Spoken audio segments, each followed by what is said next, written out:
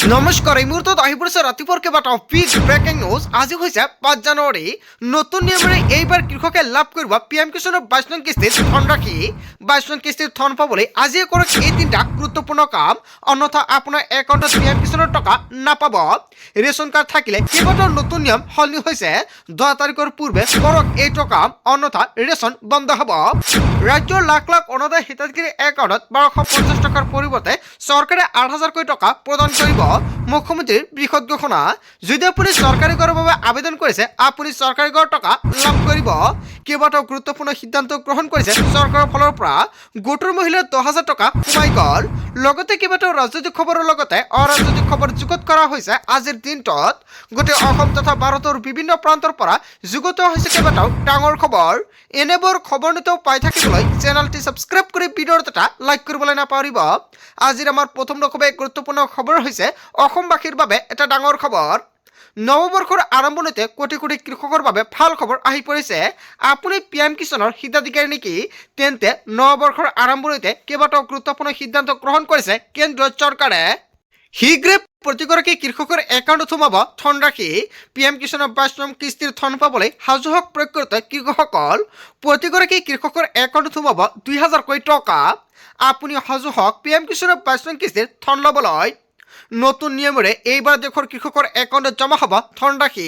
PM কিষাণৰ ২২ নং কিস্তি নতুন নিয়মেৰে লাভ কৰিব। লাখ লাখ হিতাধিকাৰীৰ নাম কৰ্তন কৰা হ'ব তালিকাৰ পৰা। আপুনি কণ্টিনিউ PM কিষাণৰ টকা পাই আছে নেকি? যদি পাই আছে তেন্তে আপোনাৰ বাবে ভাল খবৰ।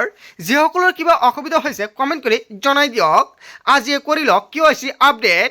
তিনিটা গুৰুত্বপূৰ্ণ কাম কৰিব লাগিব। নম্বৰ ১, যদি আপুনি এতিয়ালৈকে KYC আপডেট কৰা নাই, অতি শীঘ্ৰে KYC আপডেট কৰক। KYC আপডেট নকৰিলে আপোনাৰ একাউণ্টত টকা নাপাব। KYC যদি এতিয়ালৈকে আপুনি আপডেট কৰে, অতি শীঘ্ৰে আপডেট কৰাই লৈ লওক। আপুনি কেনেকৈ KYC আপডেট কৰিব? এতিয়া আপুনি বেংকত যাওক। বেংকত গ'লে সম্পূৰ্ণকৈ KYCটো আপডেট কৰি দি দিব। যিসকলে এতিয়ালৈকে KYC কৰা নাই, CSC চেণ্টাৰৰ পৰা কৰিব পাৰিব। আপোনাৰ মোবাইল ফোনৰ জৰিয়তেও কৰিব পাৰিব KYC।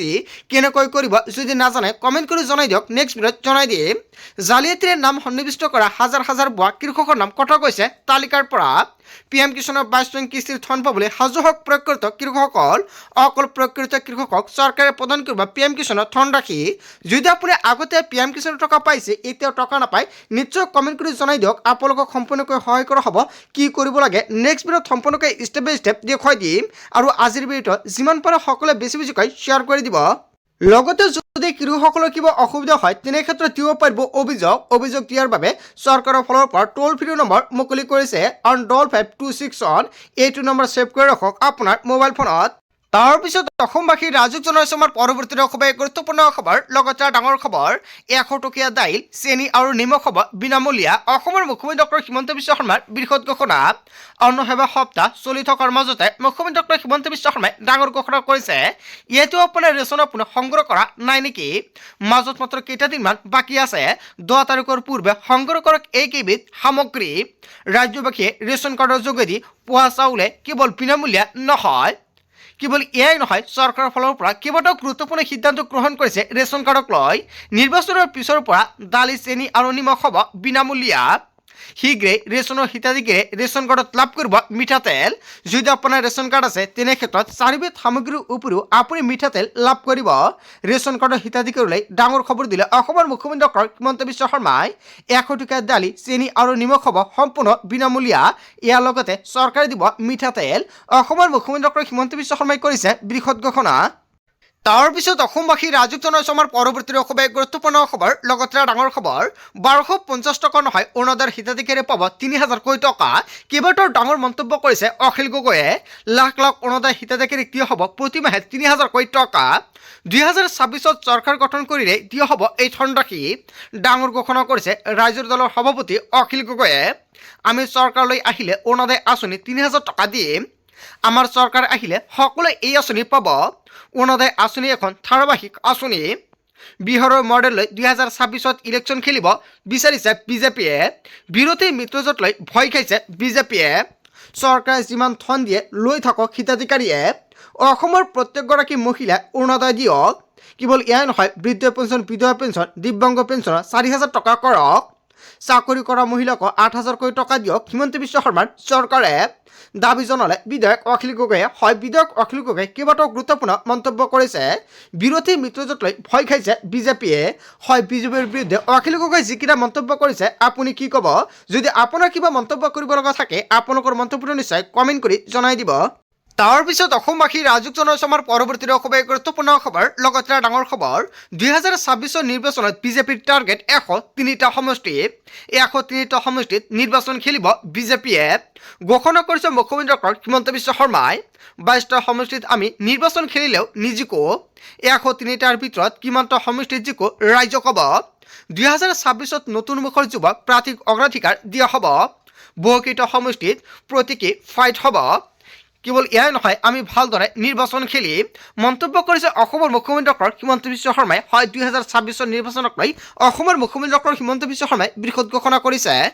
তাৰ পিছত অসমবাসী ৰাজুক জনাইছে আমাৰ পৰৱৰ্তী খুবেই গুৰুত্বপূৰ্ণ খবৰ, লগতে ডাঙৰ খবৰ। সমাগত 2026 বিধানসভা নিৰ্বাচন 5টা সংকল্পৰে ৰাজ্যত আগবাঢ়িব কংগ্ৰেছে।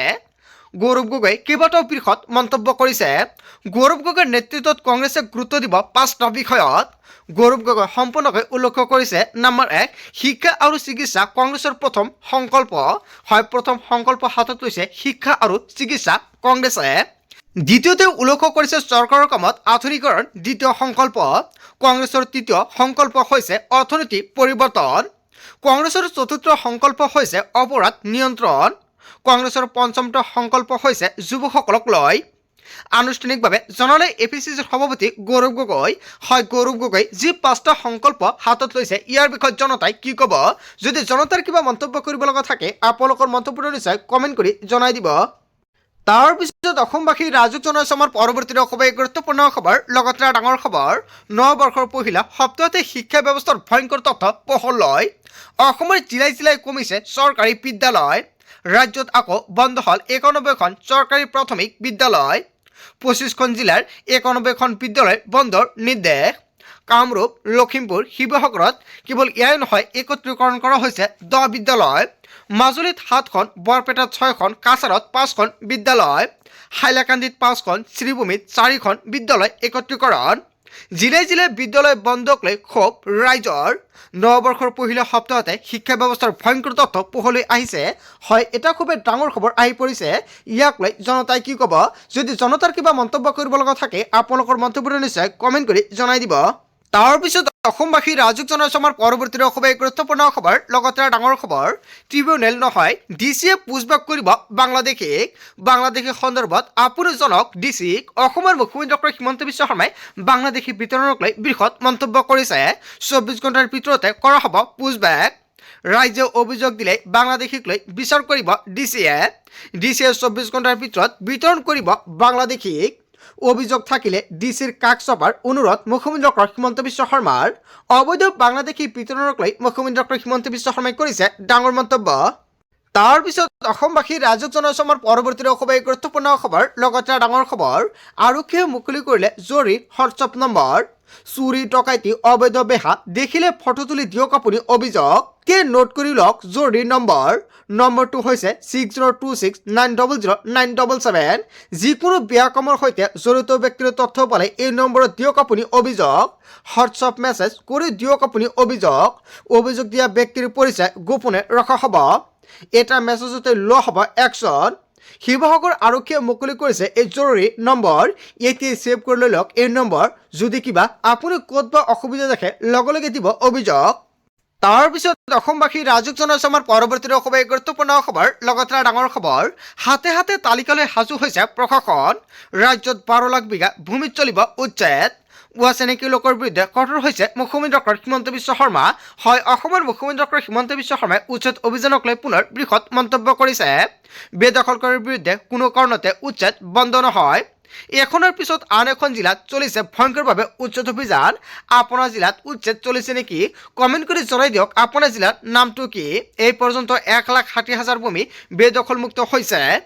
বৰ্তমানেও অতি কমেও 12 লাখ ভূমি বেদখলকাৰীৰ কবলত আছে। সকলো বেদখলকাৰীক এনেকুৱাকৈ উচ্ছেদ কৰিব চৰকাৰে আৰু সকলোকে উচ্ছেদ কৰা হ'ব বুলি মুখ্যমন্ত্ৰী ডক্টৰ হিমন্ত বিশ্ব শৰ্মাই মন্তব্য কৰিছে। মুখ্যমন্ত্ৰী ডক্টৰ হিমন্ত বিশ্ব শৰ্মাৰ ডাঙৰ ঘোষণা, প্ৰতিখন জিলাতে হ'ব উচ্ছেদ। তাৰপিছত অসমবাসী ৰাজুক জনাইছোঁ আমাৰ পৰৱৰ্তী খুবেই গুৰুত্বপূৰ্ণ খবৰ লগতে ডাঙৰ খবৰ 2026ত বিজেপিৰ হেট্ৰিক পিপুল পালছৰ সমীক্ষাত তৃতীয়বাৰলৈ অসমত হ'ব বিজেপিৰ চৰকাৰ বিজেপিৰ মিত্ৰজোঁটক লৈ দিছে 90খন আসন সমীক্ষা অনুসৰি বিজেপিয়ে অকলে লাভ কৰিব 69ৰ পৰা 74খন আসন মুখ্যমন্ত্ৰী হিচাপে ৰাজ্যবাসীৰ প্ৰথম পচন্দ মুখ্যমন্ত্ৰী ডক্টৰ হিমন্ত বিশ্ব শৰ্মা হয় এটা বিগ ব্ৰেকিং নিউজ আহি পৰিছে গোটেই অসম তথা ভাৰতৰ বিভিন্ন প্ৰান্তৰ পৰা যুগত হৈছে কেইবাটাও ডাঙৰ খবৰ এনেবোৰ খবৰ নিতৌ পাই থাকিবলৈ চেনেলটি ছাবস্ক্ৰাইব কৰি ভিডিঅ'ত এটা লাইক কৰিবলৈ নাপাহৰিব সো থ্যাংক ইউ ফৰ ৱাচিং ফুল ভিডিঅ'